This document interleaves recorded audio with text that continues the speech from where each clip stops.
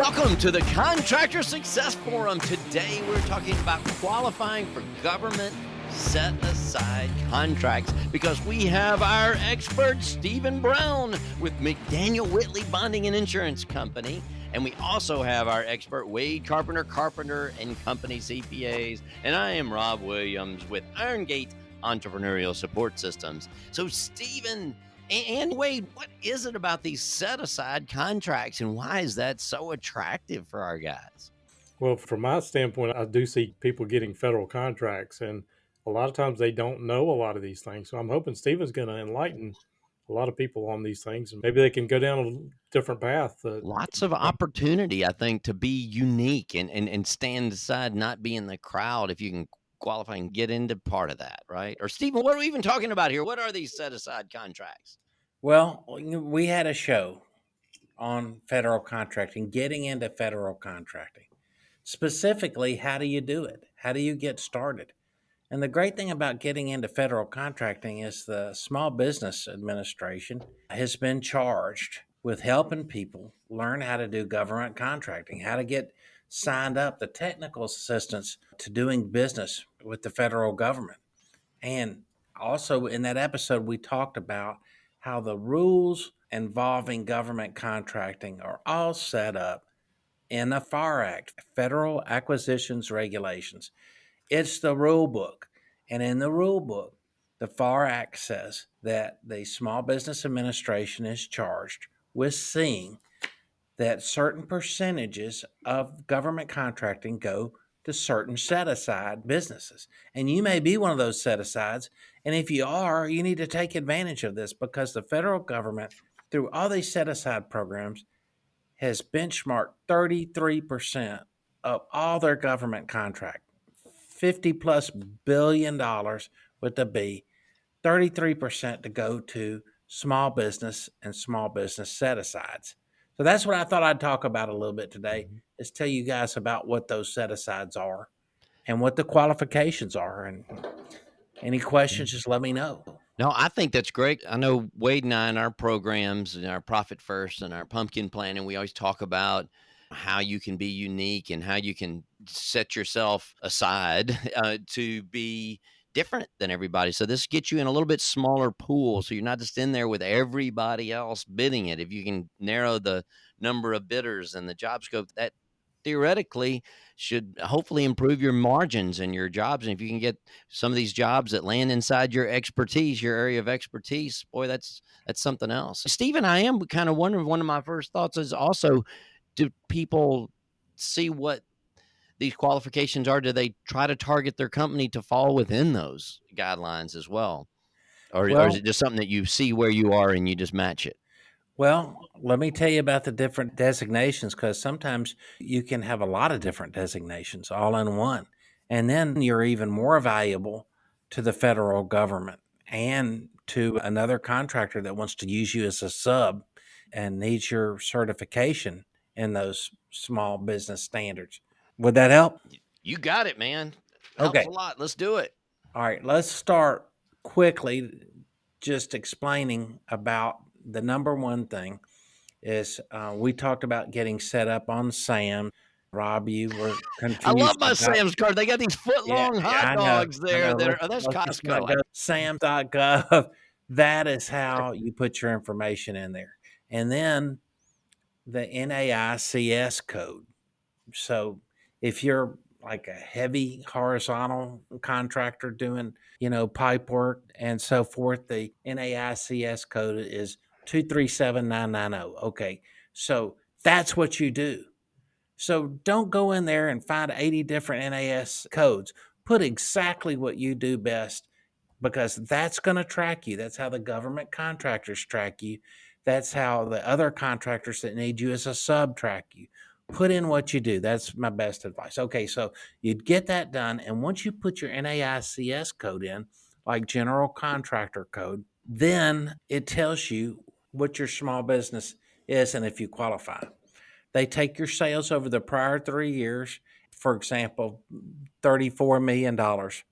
That means if you average $34 million in sales over the previous 3 years, you are not a small business.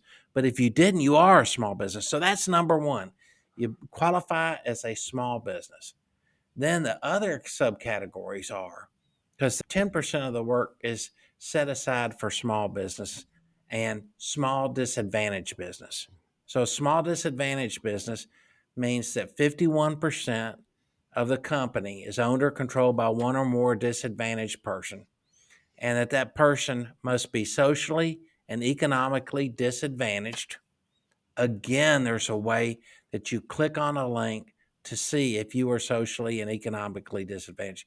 I know we all feel like we are that way all the time, but it's a standard set of rules. And so then you must also qualify for that size goal of being a small business. So that's called SDB, small disadvantaged business.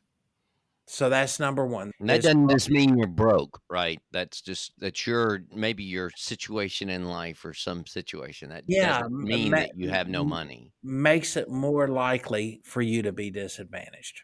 Got it. So the government just won't take your word for it that you're broke Right. and you're socially and economically disadvantaged. Yes. So you can be rich and then still be qualified for that, though, right? Yeah, I feel that way every other day. But nevertheless, so that's the first thing. So are you a small business? And if so, are you a small disadvantaged business? Okay, the next category is, are you a woman-owned small business? They call it WOSB. And the federal government, just like the military, has acronyms for everything. So as you're learning and studying this stuff, know the acronyms. SDB, small disadvantaged business, then woman-owned small business. And then there's a subcategory of that called economically disadvantaged woman-owned small business. WOSB contracts, 5% is the target for projects going to woman-owned small business. And guys, in government contract, you don't use the word projects. It's called task order award. That's the Interesting. name of a project. So let me point that out. The next thing on about woman-owned small business that you need to know is that 51% of the business has to be owned or controlled by women. Women manage the day-to-day operations and they make long-term decisions. And the economically disadvantaged is you've got to be a WOSB, but you have to be owned by one or more women, each with a personal net worth of less than $750,000, and owned by one or more women with at least $350,000 or less in adjusted gross income averaged over the previous 3 years. And you can have no personal assets valued over $6 million. That's how they tell whether you're economically disadvantaged, woman-owned small business.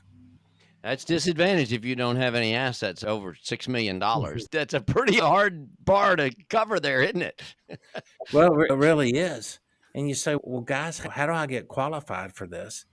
And how do they track this? And it changes. Well, you got to get certified through the SBA, number one. And number two, because the SBA administers the program, you got to be recertified every year. So you got to give them information to prove these things, and they are tangible and measurable. So, Any questions, guys? Well, I was going to comment on, because I've helped contractors both get the certifications as well as maintaining them, and they will do audits. So, say a woman owned small business, they have to kind of come in and see that woman is actually actively making decisions, and it's not just they put their spouse on there. They will dive into the day-to-day things that are going on these things. They really will, Wade.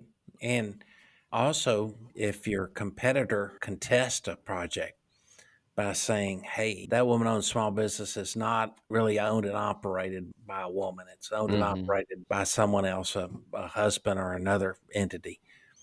Then, I've seen that before. Yeah. I've definitely seen that. Well, not only will they throw you out and penalize you and hit you with all kind of fines, but you will be banned from federal contracting. Banned. So it can put you out of business and all your affiliated companies. That's a great point, because I think a lot of people don't realize that, especially as they're getting in there like, oh, yeah, I put my wife on there as 51%. She's never been to the office before, but she's on there. She's 51%.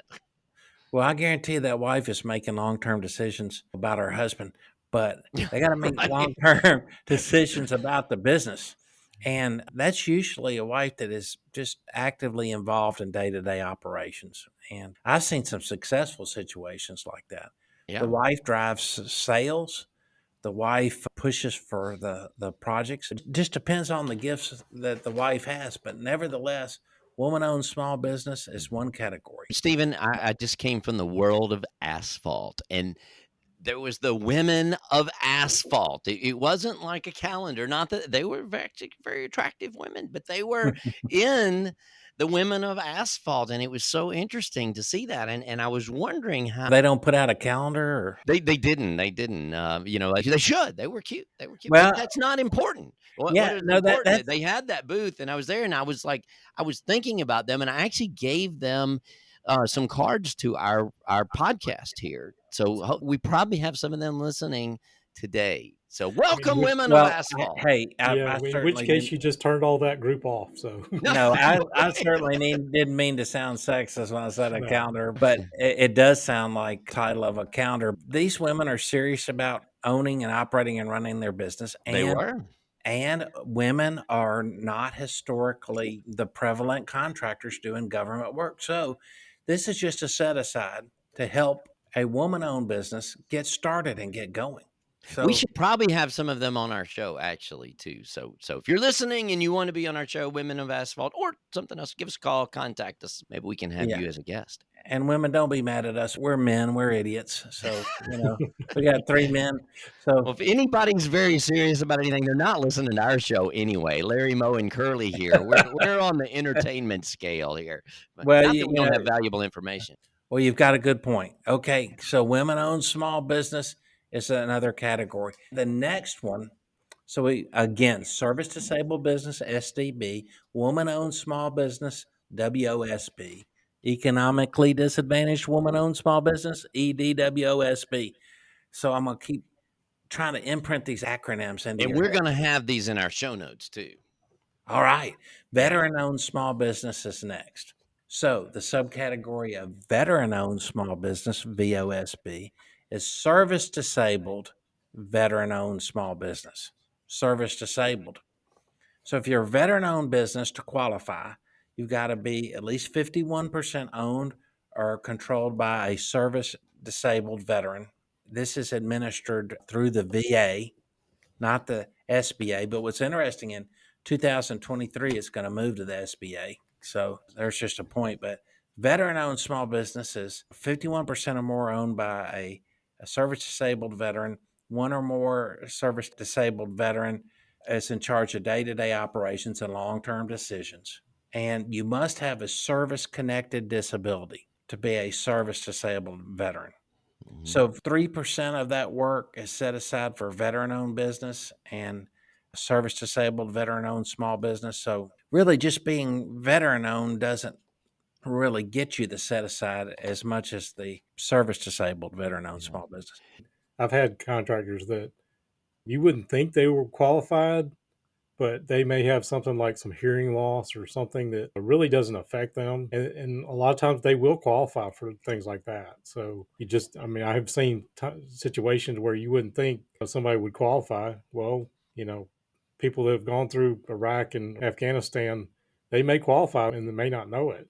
So I just want to throw that out there. Yeah. Sure. Have to take advantage of it if you can. Yeah. You know all these acronyms and stuff.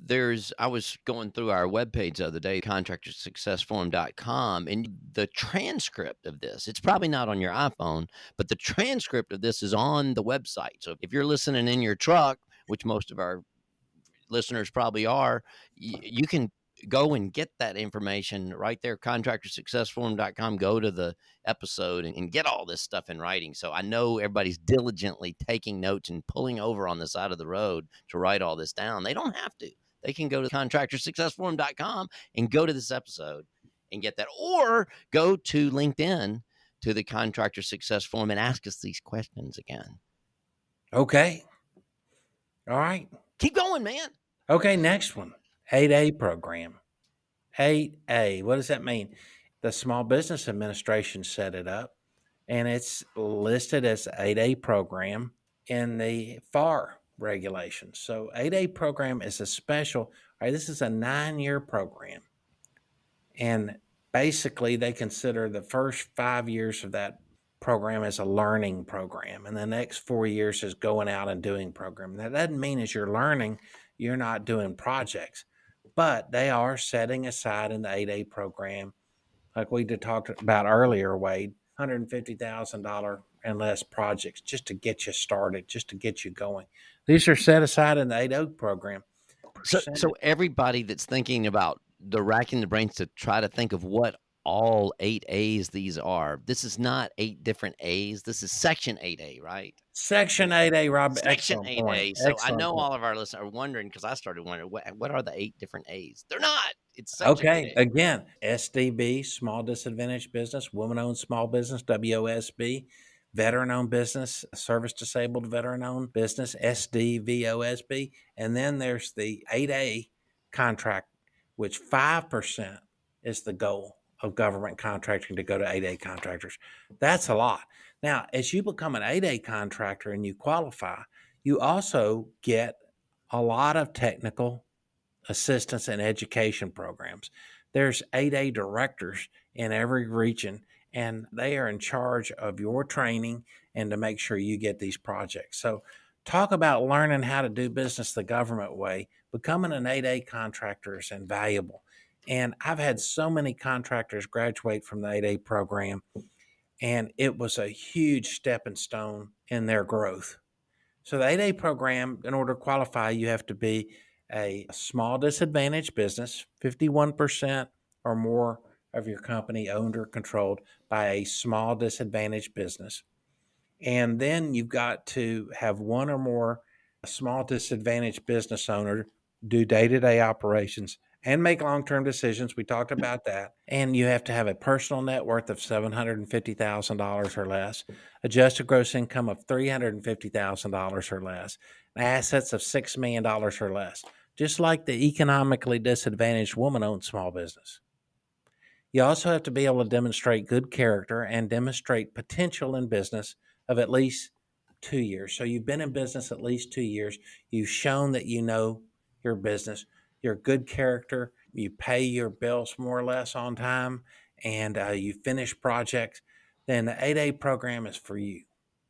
And it's hard work, but the payoff is huge, and you learn a lot, and it doesn't cost anything. So please, if you fit in those categories, try to become an 8A contractor and talk to your bonding agent also about how that 8A designation can help you partner up with other contractors, because other contractors that are not small business, they are looking for these people to partner up with, because literally there's a participation percentage set in the contract that you get to take off the final fixed price if you are designated one of these. And then the last one is HUBZone.